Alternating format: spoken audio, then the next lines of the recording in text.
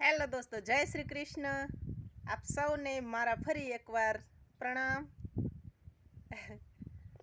તો કાલે સાંજે એટલે 14 એપ્રિલ કાલે સાંજે વાવળ એટલી ચડી હતી કે અમારે આંબા ઉપર કેરીઓ મેં તમને જે ઝીણી ઝીણી બતાવી હતી ને એ આમ જો હવે આવડી મોટી થઈ ગઈ છે. આવડી મોટી એક હાથમાં એક કેરી હમાય એવડી મોટી એક કેરી થઈ ગઈ છે.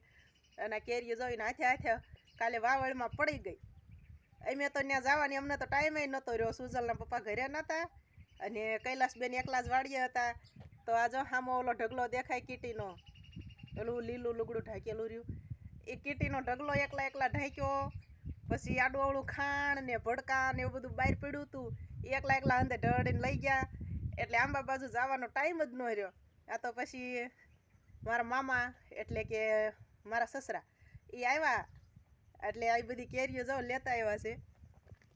અને આજે જવું છે નણંદબાના ઘરે, તો આ કેરીઓ એમની હાટું લઈ જઈશું.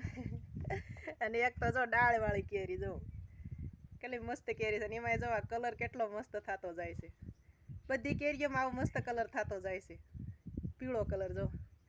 એટલે હજી પાકી નથી હો, હજી પાકવામાં તો વૈશાખ મહિનો આવી જાય છે. કાંઈ એમ નહીં પાકી જાય.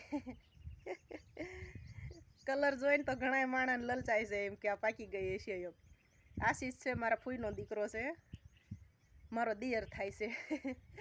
એને ઘણી કેરીઓ એવી ને કાપી નાખી કે ભાઈ પાકી ગઈ હશે, કાપે ને તા કાચી નીકળે. મેં કીધું વૈશાખ મહિના પછી કેરીઓ પાકે, કાંઈ એમ થોડી અત્યારમાં પાકી જાય. તો સારું હાલો તો જય શ્રી કૃષ્ણ. અને તમારે વાવળ હતી કે નહીં? અમારે કાલ છાંટા હોય તેને આવ્યા હતા, વરસાદ જેવું પણ થયું હતું થોડું ઘણું, બહુ નહોતું આવ્યું. હજી કીટીને એવું ઢાંક્યું એટલામાં વરસાદ જતો રહ્યો. સારું હાલો તો જય શ્રી કૃષ્ણ, ખુશ રહેજો.